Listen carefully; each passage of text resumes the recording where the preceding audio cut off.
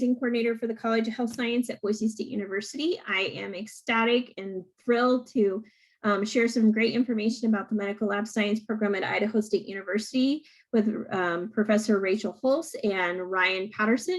And I'm going to just hand the time off to you both, and maybe you can share some information about your program. Perfect. Thank you so much. Happy to be here today. Happy to talk with all of you. I, just by way of introduction, my name is Rachel Hulse. I'm the program director for the Med Lab Science program. I have been a Med Lab scientist for, longer, between 15 and 20 years now. So I got my degree in Med Lab Science at the University of Utah. And after that point, I've had several graduate degrees. I got my master's in molecular biology and genetics. I got a second master's in genetics, and then I did my doctorate in higher education administration. And working on the bench, I've worked in a variety of different laboratory settings. I've worked as a generalist at Huntsman Cancer Hospital. I've worked in hospitals. I've worked at ARUP, which is a national reference lab down in Utah. So that's just some background with me. Ryan, did you want to introduce yourself? Yeah, absolutely. So obviously Ryan Patterson.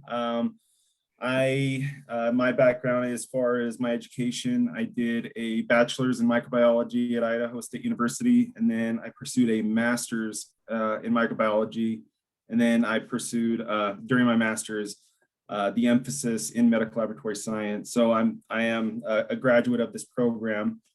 And then from there, I was a generalist in a hospital up in Idaho Falls for about 3 years. And then I, just because I enjoy microbiology, kind of shifted over, specialized in microbiology. And then I did that for close to, I think, like 6 years. And then I've even gone and into sales, the laboratory sales for an outreach company. And I've even managed my own laboratory too. So, and then from there, I was able to get onto ISU, and I feel like just all those real world experiences kind of help make, the program and myself well-rounded and be able to pull in those, again, those, those real life situations that just, that go beyond the textbooks. And obviously the experience that Rachel and I can bring is just that our own experiences and how important they are to the program. Yeah, and we have some other faculty members who couldn't be here today, but I do have a PowerPoint that I wanted to share. Thank you, Ryan, by the way. That just goes over some information about the program, and I'm happy, Erin, I can send you this PowerPoint that you can share with future students as well. I'm going to share the screen here. Oh no, I want this one. All right. So medical laboratory sciences, a lot of people, unfortunately, medical laboratory science is a super, super, super important field in allied healthcare. However, a lot of people haven't heard of us and don't know what we're doing. In fact, when I was looking into the career, when I was going into school, I was misadvised into a lot of different programs. They kept sending me to biology programs, or they kept sending me to microbiology, and they just didn't know, even on their own campus, of this degree at the time. So one second, I'm gonna shut the door for my kids. So anyway, I'm so happy to be able to share it with those, but a lot of people, unfortunately, they end up getting a biology or microbiology degree, and they try to go to a hospital and get a job, and they realize that they can't get that job without a certification. And so because of that, we end up having a lot of students come back and get a second bachelor's or a master's in MLS. And that is an option that we have if that is the case that you find yourself in. But we also want to be able to grab people earlier. So if you know about this program and what it takes to get into it, then hopefully that can help better advise going forward from where you're at now. So Med Lab Science, like I said, it's kind of a hidden important profession. And the reason for that is because a lot of times we're working back in the lab, whereas somebody like a nurse is going to be more upfront with the patient. And so they're very visible to patients and their families, whereas Med Lab scientists, they draw the blood, and a lot of people confuse us for phlebotomists. Phlebotomists are the professionals that draw your blood. And while we are trained in phlebotomy, it's much more extensive than that. Phlebotomy is typically a certificate degree, whereas Med Lab Science is a bachelor's or master's level degree. It's very extensive training. And it goes much beyond drawing the blood and actually analyzing and doing all the testing of the blood and body tissues. So if you've had your blood drawn before, there was an MLS somewhere involved with your healthcare. Oh, sorry guys. So what is an MLS? A med lab scientist. Royal, can you please come get the baby? Sorry, my kids are supposed to be watching him and they're not watching my baby. So med lab scientists, we're behind the scenes professionals. We're highly skilled pathologists. We determine the presence or absence of disease. So some people call us the disease detectives, and that help us to not only to figure out what's going on, but also help doctors and primary care physicians evaluate the effectiveness of treatment and maintain health. In fact, 75 to 85% of all medical decisions that are being made by your primary care provider or your doctor or your PA, they're being driven by the information that we're giving them back in the lab. So take COVID, for example. COVID is a big thing right now. Well, it's really important when you're walking into the lab to know whether or not you have COVID, or if it's RSV, or if it's flu, or if it's a whole multitude of different respiratory illnesses, right? Because that dictates the type of treatment that that patient would get. Well, they're going to take that sample, they're going to run it back to the lab, where somebody like a med lab scientist like us are going to be running that. And the information that we give them is actually what's dictating the treatment that the physician would then give that patient. So the job that we do is incredibly important. And like I said, often ignored because they don't actually see what's happening behind the scenes. So if you're somebody who likes puzzles or problems, if you like new challenges, if you want to be an important part of the frontline working, do you want a guaranteed job opportunity? I think a lot of people have heard of the nursing job shortage, which means that there's so many people who need a job, or excuse me, they have so many openings, but they don't have enough people to fill those jobs. We hear that a lot in like the nursing profession, but it's equally as important in our profession. We have more job openings than we can fill with the number of national applicants across all of the MLS programs in the whole nation every year. It's also an amazing field where you can get a job in one state, and then you can, if life changes for whatever reason, you can take that degree and you can go get a job in another state. So it's incredibly flexible, and there's jobs all over the country. I get job opportunities from lab managers all over the country saying, please, can you send your graduates to we have such a great need. So it's something that's flexible. It's something that is massively needed. And it's a really good blend in terms of the courses that you're taking. It's a really big blend of, I'm doing great today. It's a really good blend of chemistry and your biology classes. And it's not very heavy in math. We do require statistics and algebra, but some people really, really hate math. And we do a little bit of math, but it's not heavy into math. It's more a mix of biology and chemistry. And if these are the types of areas that you like, you really should consider being a med lab scientist. Can I ask a question? Yes, please. So let's say we have a biology student that's interested in the program. Yeah. If they went to your website, would there be a spot where they would get like that great news about how many job offers are out there and how it's it's easy to move from one state to another? Like, would they be able to see that information easily? Because I think that'd be super attractive for them. I can show you what's on our website. Let me, do I have to share my screen on a different, I have to stop sharing and reshare, don't I? Stop. Let me switch over. Can you see our website now? Yep. So this is the medical laboratory science website. When you come to our homepage, the thing that's required by our accreditation is on the front page. So this is talking about our application cycle, and it talks about our program outcomes and our accreditation, our student level outcomes. That's not super like yay gung-ho stuff that students really like care about, but it's things that national accreditation require to be on our front page. In our online student page, there's student testimonials that talk about all of these things. But the things that you're talking about, we have them on more on our Facebook page than we do on our website page. Okay. Like, for example, Ryan, you did a video just, I can't remember, you recorded it. We have a MLS Facebook page too. Let me see if I can find it really quick. Yeah, it was just a kind of a breakdown of what we do and, why the profession is important. Yeah. So we post a lot of job opportunities on our website. Oh, We that's have an cool. application site, graduation information, immediate openings are really common. We put a lot of we've been in the news quite a bit frequently, for example, with COVID, particularly because of how important that lab is coming to the forefront a little bit more. Probably the only positive thing to come out of COVID, right?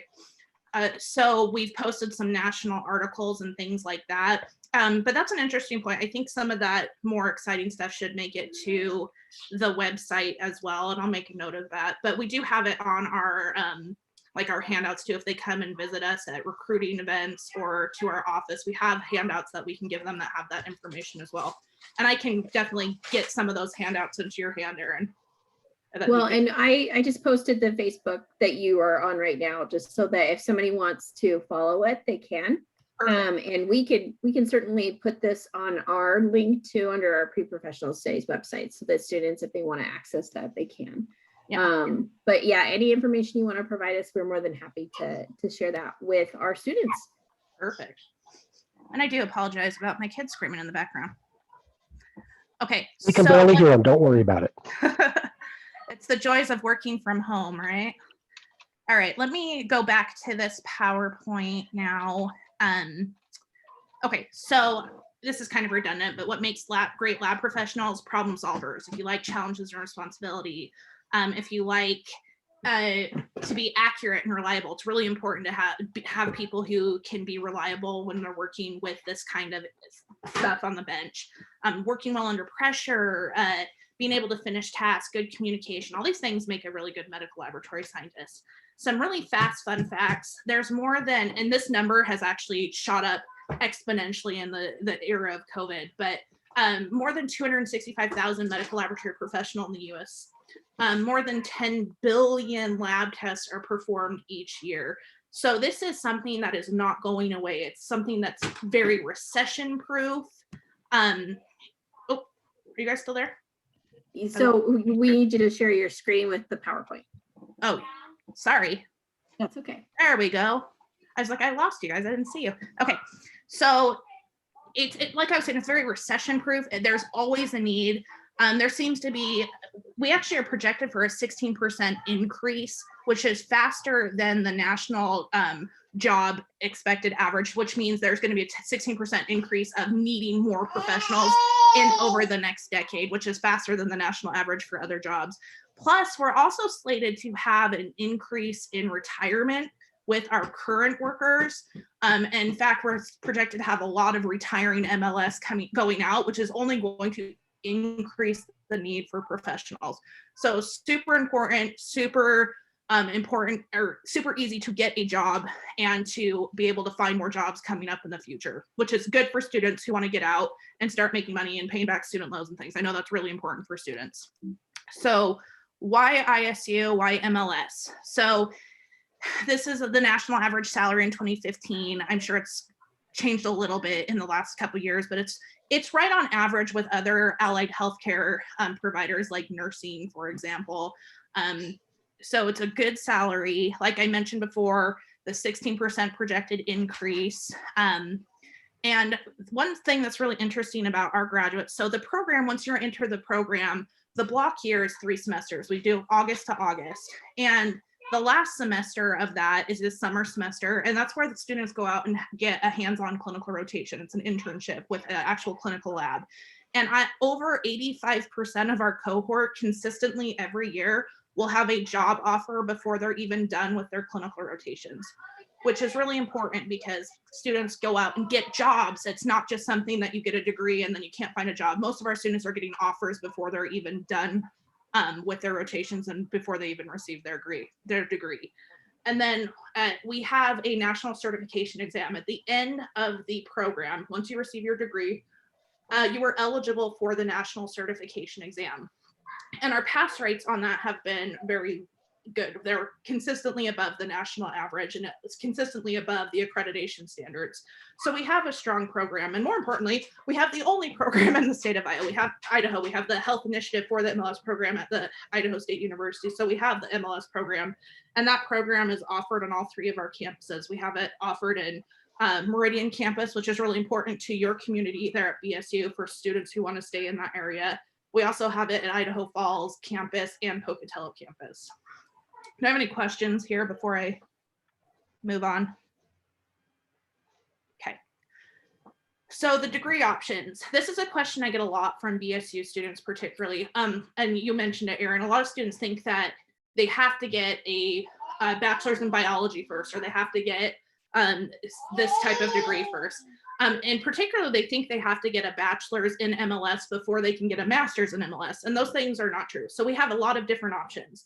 You can get your first bachelor's in med lab science, and there's ways to do that. You can either you can start at BSU and you could transfer once you have all your prerequisites and general education requirements done. You could finish your degree at BSU. You could get that biology degree or get that microbiology degree. And that's what most of my BSU students do, to be honest. They finish their degree at BSU and then they come over and they apply for the second degree. And it works out really nicely because the prerequisites for all of these options are the same. If you're a first bachelor's, if you're a second bachelor's, if you're a master's student, the prerequisite coursework is the same for all of those. You have to have those prerequisite courses. And a lot of those prerequisite courses are courses that you would be taking in another degree like biology or microbiology anyway. And then you would apply to the program. And once you're in the program, the first and second bachelor's degrees are the exact same. It's a 1-year, 3-semester program from August to August. And the master's program is a 2-year program. The students who are coming in with, you have to have a bachelor's before you do the master's program. I should mention that. So if you wanted to do the MLS master's program, you would have to have a bachelor's first, but not necessarily an MLS bachelor's. You would just have a bachelor's plus the MLS requirements. Does that make sense? So, and then for the master's, the first year, these would all be Route 2 students because they would still need the MLS certification. So they spend their first year basically taking the exact same classes as the bachelor's students, except they're taking them at the 5,000 level instead of the 4,000 level. And then they are eligible for their certification exam at the end of their first year of education. Then they go on and do their second year of education. And a lot of students will do this while they're working professionals at this point, because they'll go through their rotations, get their certification. Then they require an additional 16 credits their second year.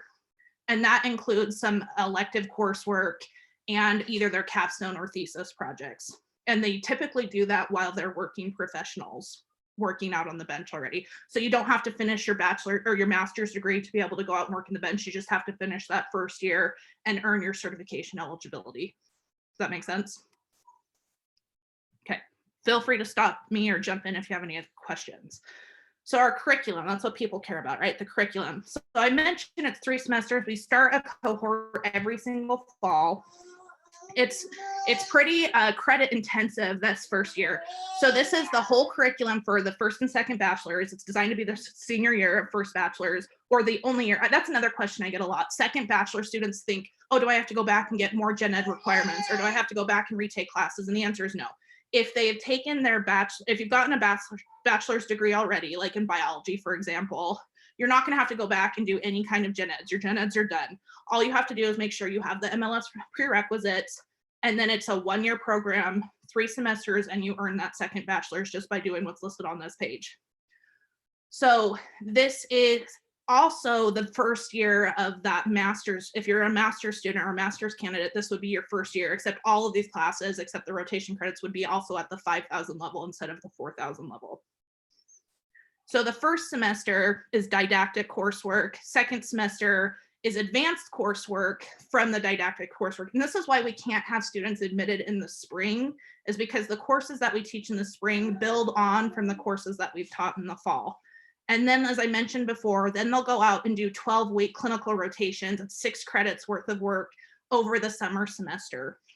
And then at the end of this, if you're a bachelor student, you earn your degree, and you also earn your eligibility for the certification exam, that national certification exam I talked about. If you're a master's student, You finish here, you earn your BOC eligibility, your national certification eligibility, and then you go on and take your second year and finish your degree. The coursework is really, really interesting. There's lots of different areas. Phlebotomy, like I mentioned, this is the drawing of blood.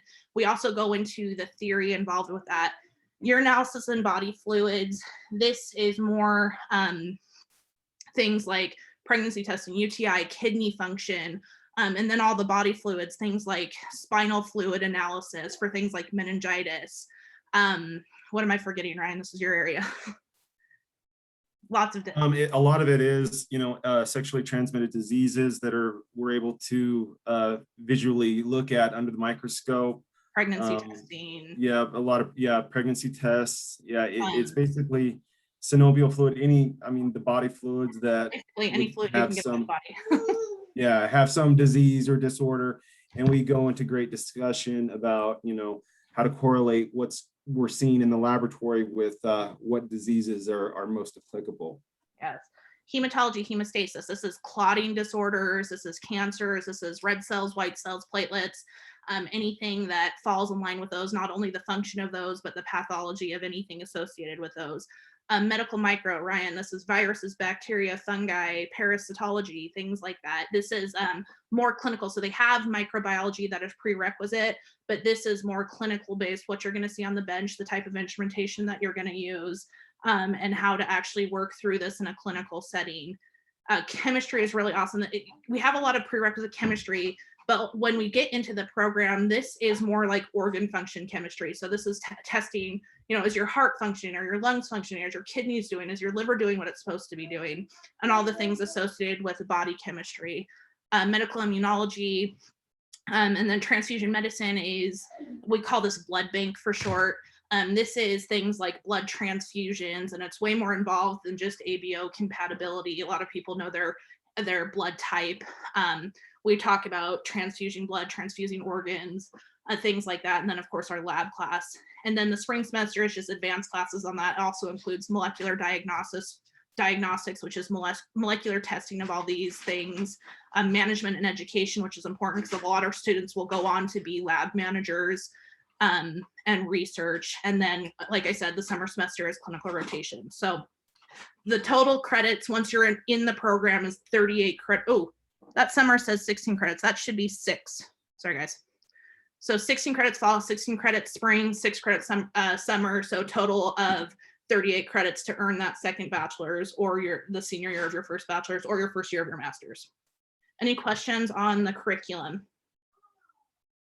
Okay.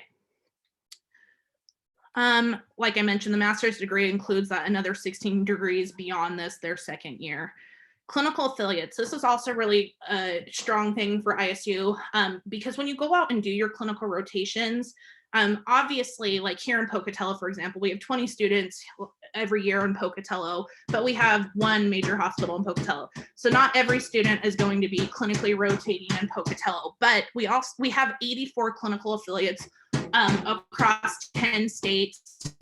We have students who have been placed in California. We have students who have been placed in Utah, Montana, Pennsylvania, Florida. We even have affiliates up in Alaska.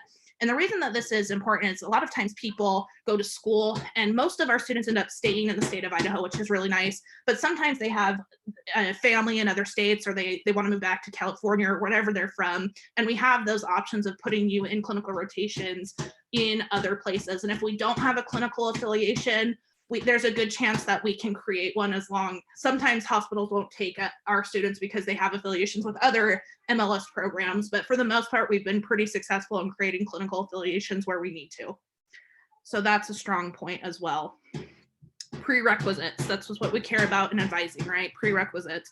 And I leave this kind of general because I talk to a lot of different universities and all the numbers always change, right? The prefix numbers. But in general, the MLS prerequisites, so this is what you have to take prior to starting the MLS program. So this is true of first bachelor's, second bachelor's, and master's students. They all have to have the same prerequisites. Now, I should say when you apply to the program, you do not have to be done with prerequisites to apply, but you do have to be done with prerequisites before starting the program. And I'll talk about that a little bit when we get to how to apply in the next slide here, but the 2 math classes that you need are college algebra or higher. A lot of people take things like calculus, and they ask me if they have to go back and take algebra, and the answer is no. If you have something higher than math 1143, then that counts for your math requirement. Statistics is another one. A lot of people take a class called biostatistics rather than general statistics, and that works just fine as well. The biology class, you have to have 16 credits of chemistry to include Gen Chem 1 and 2. So Gen Chem 1 and 2 with the labs are typically 9 credits. And then so you'd have another 7 credits on top of Gen Chem 1 and 2. That can be fulfilled by any chemistry course. So some people take intro to chemistry classes, those count. Some people take OChem and biochem. Biochem is a common question because biochem usually comes with a biology prefix instead of a chemistry prefix. And we definitely do accept biochemistry for the 16 credits of chemistry. Cell biology, anatomy and physiology, genetics, immunology, and pathophys. Those are our MLS prerequisites. Can I ask a quick question? Where in the spot where we might only be able to offer our cell biology lab every other spring? So is there any substitutions people could take there? I actually waived the cell bio lab for universities who don't offer that. So I've waived cell biology lab for a lot of BSU students, for example. Yeah, we're kind of Yeah. cell biology one spring and molecular biology lab the next spring. If So they have it, great. If they don't, I typically waive it. And I have a pretty good sense of the schools who don't offer the cell biology lab. okay. Is microbiology missing from the list? Yep. Sure is. Thank you for that. And you're comfortable with our intro to microbiology course? Yep, they can take the general or the intro to microbiology class for the microbiology requirement. Thank you for catching that. No worries. So, the other thing is you have to be done with if you're a first bachelor's student, you have to be done with your general education requirements when you come in.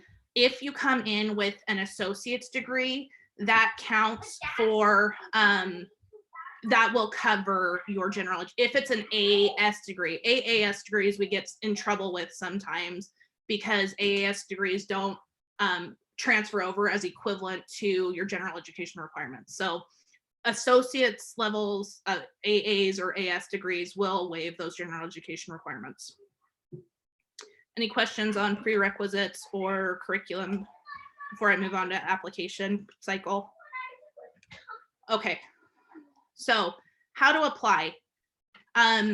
So our application deadline, he's right here, shut up, go away, out. Sorry guys. All right, so the new cohort, we start, like I mentioned, every fall semester. Our priority application deadline is the end of February, so just passed for this upcoming fall. What that means is I collect it and I cut off this arbitrary deadline of February 28th. And then I will look at those applications for our next cohort.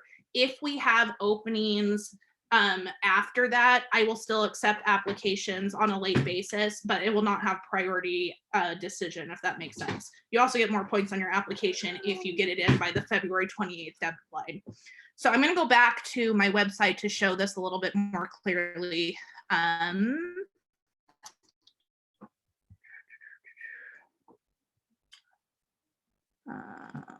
Stop share really, and I'm going to share my website again. Let me know if you can't see what I'm looking at. Okay, can you guys see this on my website? Okay, good. Oh, no, that's not what I wanted. Can you see the apply page? Hold on. Yes. You can see this, applying for admissions. Okay, perfect. So applying for admissions, there is, it's a little bit separate process for the bachelor's and master's, but the information that you need is the same. So the first part that we do is you fill out this online application. And the online application, if you click it, it's just a Google Doc. It's a very simple, it takes you 5-10 minutes to do. It just collects things like your name, your email information, and some demographic information. This is where you have the opportunity to select which campus you want to be considered for. So for example, BSU students often want to stay in the Boise area. So they would click, I only want to be considered for the Boise Meridian campus. They can also have the option of being, any campus, I don't care. They say, this is the route that I want to be admitted to. This is my first bachelor's, I'm going to transfer in. This is my second, I'm going to get my degree at BSU and then come in. Or I'm not certified, I want to do the master's though, and I'm going to finish my bachelor's before I come in. This is also the place where I ask you, okay, have you taken microbiology? What was your grade? If you didn't if you haven't finished it, what's your plan to finish it before you start the program? So the Google Doc is simple, easy. That's what we call the online part of the application. If we go back to the website on the admissions page and hit apply, then the next part of this, the applicant, they send in a packet, and in that packet, there's a personal statement of interest. This is just a simple one page, why I want to do the program, why I think I'd be good at this, any relevant work experience, anything that you want me to know that wouldn't come across elsewhere on the application. They also need 3 recommendations. This can either be a letter or this hyperlink goes to a recommendation form. I do not need both. I need one or the other, and I accept either. And then a copy of academic transcripts. This is coming to me. This is just allowed me to check for prerequisites. So I don't need officials. Those would go to ISU when you're actually applying to ISU directly. So the application to the MLS program is separate than the application to ISU. So that's something that I have to tell students frequently as well. So there's an online application, and then they mail in this packet. All of those things need to be done by the end of February for priority decision. If you're a master's student, it's the exact same thing. You still need to do the online application, but everything in that packet goes directly to the grad school as part of your grad admissions rather than mailing it to me in a packet, but the information is all the same. So like I said, get that in the February before you want to start. And that's why you don't have to be done with prerequisites to apply to the program, because the application is due at the end of February, but you still have the remainder of spring and summer to finish any remaining prerequisites. And your admissions letter would be contingent on finishing those classes. Okay. Quick question, bachelor's admissions for the letters or forms. Do they send those forms directly to you? Can they send, or So what I some faculty have yeah issues about that, right? So what I advise is if they are comfortable doing it, I ask them to get them back from the faculty in a signed sealed envelope and put them together just to keep things together. If the faculty or the recommender is not comfortable doing that, they can mail it to me or email it to me directly. Okay. Yep. Same with the forms, kind of like download the form. Hey, Dr. So-and-so, will you fill this out? And Yes, if they're comfortable, give it back to me in a sealed envelope, or give them a stamped envelope and have them send it to me directly. I have people do all of the above. So, and in the age of COVID, I've gotten a lot of emailed ones this year, and that's fine too. I prefer it when they get it back in a sealed envelope, because then it has all of their information in a packet together and things don't get lost in the mail. And then they know that for sure I've gotten this letter from this individual, but I know that there's times that, like, as a professor, we're not comfortable giving that back to a particular student, and I get that totally. So good question. All right. Am I still on screen share? Can you see my PowerPoint again? Perfect. Okay. So like I mentioned, we have campus in Pocatello, Meridian, and Idaho Falls. We admit 20 in Pocatello, 20 Meridian, 10 in Idaho Falls. The average GPA, that's something I get a big question about every year. The average GPA each year, it varies, but it's usually between 3.3 and 3.45. So this is a really attractive thing because it's not necessarily as intensive to get into as like nursing, for example. It can be very, very nerve-wracking. The vast majority of our students who apply, if they have the prerequisites done, will get admitted. The vast majority of them. Our application pool, it depends on the year. We have 50 seats and I get anywhere from 60. On a high year, I get like 90.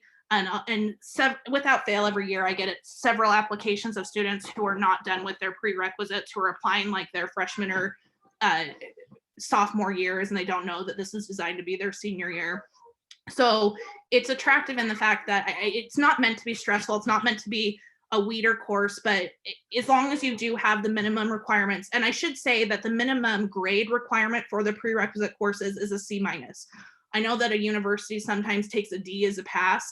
Ds do not work for our accreditation. You have to have at least a C- in the courses to pass. And once you're in the program, they have to have grades of C or better to pass. So the minimum GPA cumulative requirement is 2.5. Okay, flexibility. Our program, we know that the face of the student body has been changing and it continues to change. And we know that many students have lots of extra responsibilities while they're going to school. We have working parents, we have people who have heavy student loans and have to pay back. Most of our students tend to work during the program. However, we do not recommend working more than part-time. You saw our course load, 16 credits of science credits.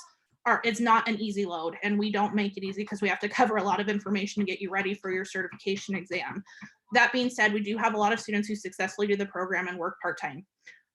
There is flexibility designed within our program. The majority of our program is Monday, Wednesday, Friday mornings. All of our courses are always recorded so that students can go back and watch them on their own time or rewatch things that they find difficult, for example. The only we do have occasional days where you have to be in class, obviously, for exams, or we have an occasional conference, things like that. And those dates are given in ahead of time so that they can plan. But the day that you have to have on your schedule is our Wednesday lab day, and that's scheduled from 10 to 4:30, and they have to be in lab that day. That's where we do our hands-on lab activities. But other than that, it really is designed to be flexible for student availability and to be flexible with the different lifestyle needs of the students. This is our current MLS team. This is me. This is Marge. She is our resident Meridian faculty.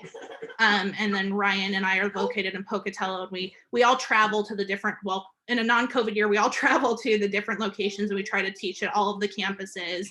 If Marge, for example, is lecturing in Boise, it would be beamed live time to the classrooms in Pocatello and Idaho Falls, and they could interact with her in real time during those classes. They're also being recorded for students who wouldn't be able to attend that day, although we do encourage attendance because students tend to do better when they show up and are involved. These are my lab instructors too. Lily helps here in the Meridian area, and Debbie helps down in the Pocatello area. So what can you do with your degree when you're done? There are so many things that you can do with your degree when you're done. You can go and work and make an excellent career just staying on the bench. You can work as a generalist, and what that means is you can work on any different area of the lab. I worked as a generalist. That means I got to keep my fingers in hematology, chemistry. I got to do a little bit of everything. There's also specialists. Ryan, for example, worked as a specialist. He worked particularly just in microbiology, and he specialized there. So you can specialize in the things that you are interested in as well. If you stay at the bench, you can work up to becoming a lead in an area, or a lab manager, or even a lab director. If you have interest in being a lab manager or lab director, you really should be looking at the master's level programs. But there's also other things that you can do. You can go into education like Ryan and I did. There's hospital administration. There's government agencies like the CDC is a really big one right now. The forensic science is one that people are really interested in. The forensic science programs from the state of Idaho, the employees there are from our program, and they like to directly recruit from our program because the curriculums are so relevant to what you would be doing in forensic science, for example. If you do have interest in going to forensic science, you also need to take OChem 2. You have to take the OChem 1 and 2 series, and they also like some kind of quantitative instrument class that typically chemistry departments have. I'm not sure if the BSU chemistry department has, but those would be the only two things. It's also an amazing stepping stone. We have a lot of students who want to go on to dental school or med school or PA school. And this is such an amazing choice to do that for a lot of reasons. One, because the course curriculum is so relevant to what you would be doing, for example, in med school or PA school. And it would make you so much better prepared to know, okay, I'm going to order this test. I know what this test means, and I know the interpretation of that test, for example. The other thing that makes it attractive, using as a stepping stone for other professional degrees down the road, is because it stands out just by the nature of the degree, because you're not going to be one of 5,000 biology students, for example, applying for med school. the med lab science degree by itself stands out because you're not going to have a lot of those degrees just by the nature of the degree itself. We only graduate 50 a year here in the state of Idaho. So it just stands out in that. But it's also a very rigorous program that teaches you a lot of clinical laboratory science that's directly applicable to those degrees. So it does prepare you in ways that other degrees would not as highly prepare you for. So healthcare administration, industry, government agencies, lots of different ways that you can go with the MLS profession. This is a picture of my cohort.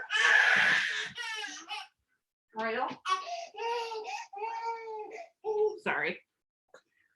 All right, so this is a picture of my MLS cohort. And the only reason I show you this is just to show you the different kinds of areas that they went into. So I went into education. Christian here works at a national, he works at ARUP down in Salt Lake. He's a lab manager. My friend here, Richard, he went on to DO school. He's a doctor now.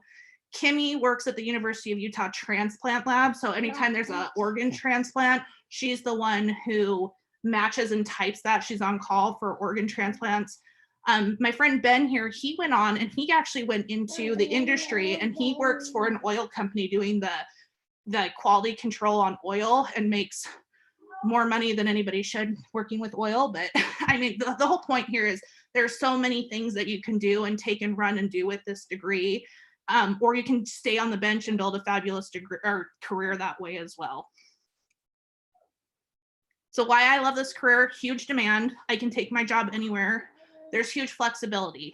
There's full-time jobs, there's part-time jobs, there's 7 on, 7 off. If you're somebody who likes to travel, for example, you might want a 7 on, 7 off position where you have every other week on and every other week off. There's 410s, there's PRN positions, which means as needed. It's a job that is, for some people, I have a lot of students who say, well, you know, I want to work until I have kids, for example, and then I want to, you know, stay home until they're back in elementary school. And that's something that you can do in this job. It's something you can pick up and put aside as you need. And then there's going to be a job waiting for you when you're ready to go back. So it's really flexible for almost every lifestyle, and it's never redundant. There's so many opportunities. I showed you the different kinds of things you can do. If you get bored in this job, it's your own fault, because there's just so many different ways you can go with it. And it's really so important. We really are involved directly with saving patient lives and helping direct appropriate and good patient care. Like I mentioned before, it's a great stepping stone into other careers or opportunities.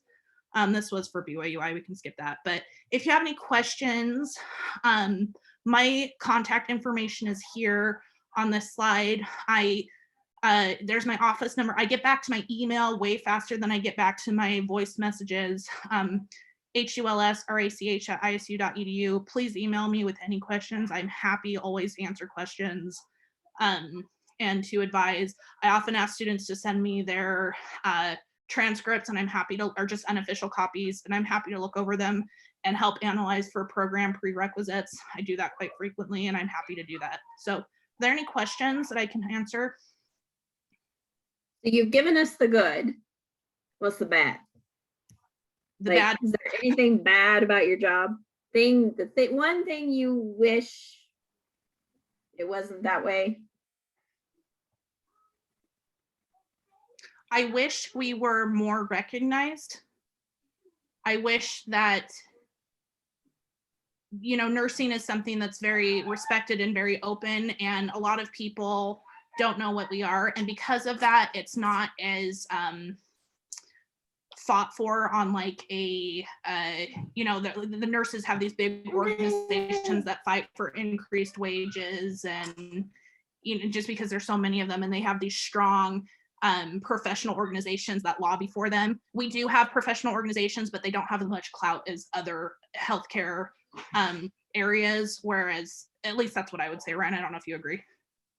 But no, I definitely do agree with that. Yeah, it's and even it seems because of that, like, you know, some people don't consider us. I mean, we have the same bachelor's, you know, well, not the same, but we have, you know, the same level of education as a lot of these nurses, but it isn't, sometimes it's not viewed as being similar. And what do you wish somebody would have told you before going in?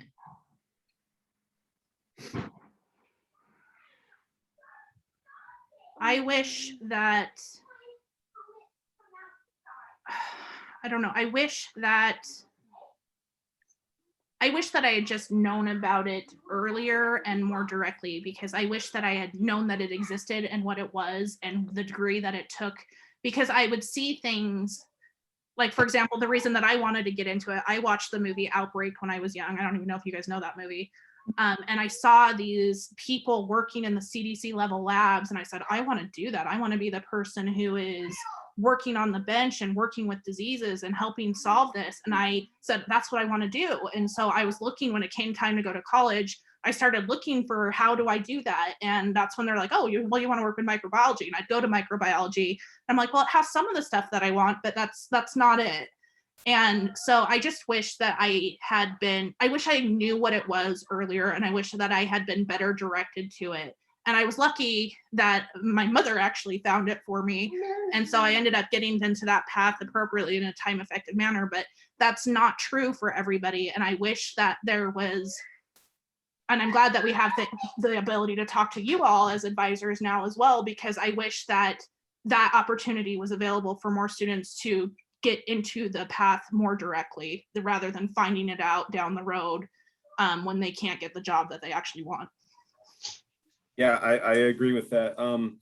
It wasn't until my second year of grad school that I actually had a professor pull me aside, and he was the one that brought this to my attention. I mean, I heard about it in roundabout ways throughout the department, but nothing to really like spark my immediate interest. But then I realized, with a bachelor's and master's in microbiology, it can sound cool to say, but like Rachel had mentioned, I didn't know. I mean, there really isn't the job opportunities unless I wanted to go work for like a food processing plant doing quality control or something like that. And personally, that's just not something I was really interested in. So, I mean, it was that last year that made a world of difference, because once you have this education, you are marketable, you are sought after. You can go anywhere and use this information. And I mean, any place that usually, has a hospital, chances are you could easily get a job. So, but for whatever reason, it's just like we kind of seem to fly under the radar. So.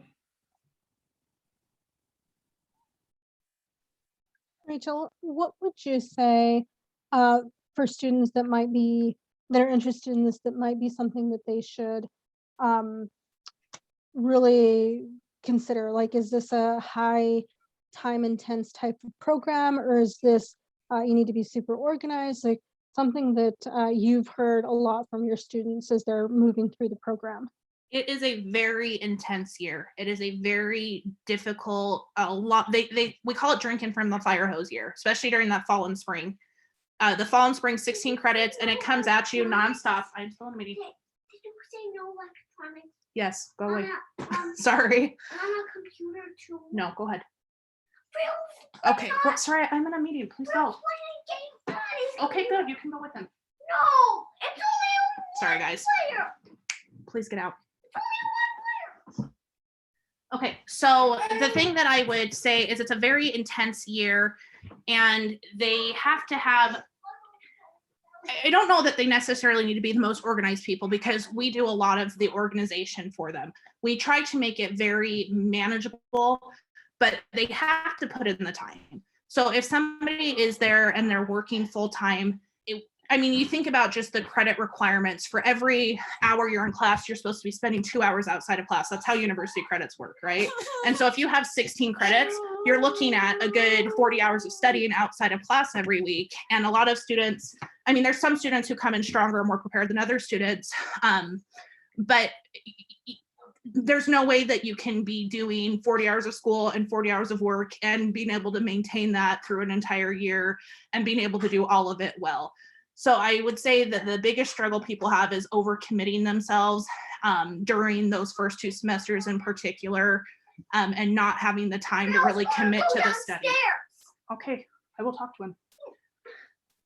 So, hey, Rachel, yeah. would there be any reason to do a little outreach, like maybe in our microbiology classes or something like that, and say, have you heard about this?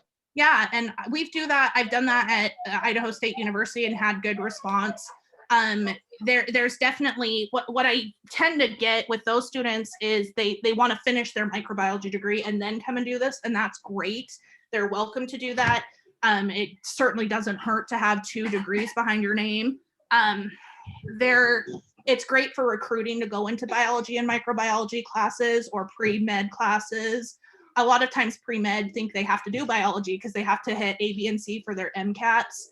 And the only thing that we don't require for the MCAT, for example, we don't require psychology or physics, right? But if they just build that into their curriculum and know, okay, I have to take this on top of the MLS prerequisites, then they just don't know that that's an option for them, right? Like, oh, well, I have to do this degree because this goes into my pre-med requirements. But yeah, I think that outreach, and I would be happy to even do some of that if, I mean, I can't do much from Pocatello to Meridian, but if there's virtual opportunities, I'm happy to help with that as well. Yeah, we could look at something, I'm sure. Yeah. Sorry, I apologize for the kids. No worries. supposed to be I home. can actually edit some of that out. So Thank no you. worries. Anybody else have any questions? I always ask the question about experience. How might a student gain some experience? I know it's a little harder with COVID, but gain some experience. What are some suggestions in terms of them being able to see this in action? Yeah, so a lot of times labs are not very available for like volunteering, and there's a lot of reasons for that because you have to have HIPAA clearance and some kind of training, and they're generally very, very busy. However, anything that gives you any kind of patient exposure is going to work in your favor. A lot of times what our students do is if they want to work in healthcare, they actually go and they do a certificate in phlebotomy or even training in phlebotomy.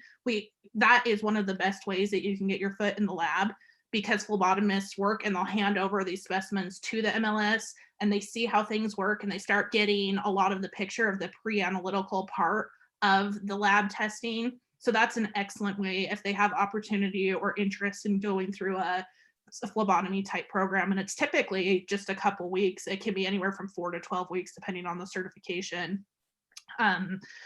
And then that also helps set them up to do really well in the phlebotomy class, which is our first semester. So that is one option.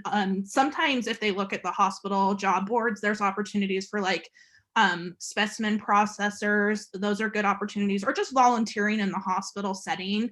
A lot of times they meet and rub shoulders with people that can answer their questions and get their foot in the door. For example, we've had volunteers who are like here in Pocatello, for example, and they ran in and worked with somebody in the lab and they're like, hey, we really want the student to come rotate with us later. So there's good networking opportunities even through doing things like that. That on the application itself, there is a spot for experience, and that scares students sometimes, but I should say the vast majority of students do not have any kind of clinical lab experience before they come into the program, so it does not work against you. So I don't want people to be deterred by that if they don't have those opportunities, but if you do want to, it certainly would help you to hit those kinds of experiences. Great, thank you. Anybody else? Rachel, this might be a silly question, but if you have a student that is looking at this and they're talking to you and they're saying, this curriculum every semester looks super intense, is there even an option for a student to make this a 2-year program, or is it just straight out a 1-year, that's it? You know, there's really not. The way that the program's set up and the way that, because we have to reserve seats every year for clinical rotations, we have to line it up where we know how many students are coming in each summer for those spots, because we're only capped by the number of clinical rotation sites that we have. So the only reason that we've allowed part-time is if there's significant health issues that have caused them to need to be able to do.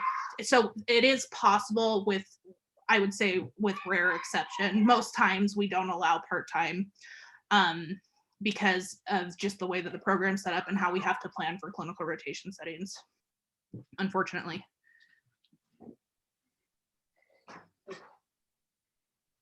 Well, I want to thank you both for your time today, and everybody who attended. This was, I think, really useful. And now that we have the recording, we'll be able to help and support students, be able to give them some information if they ask for it. I think it's always best to have that information directly from the person who can share with it. You know, you guys are the ones that do it.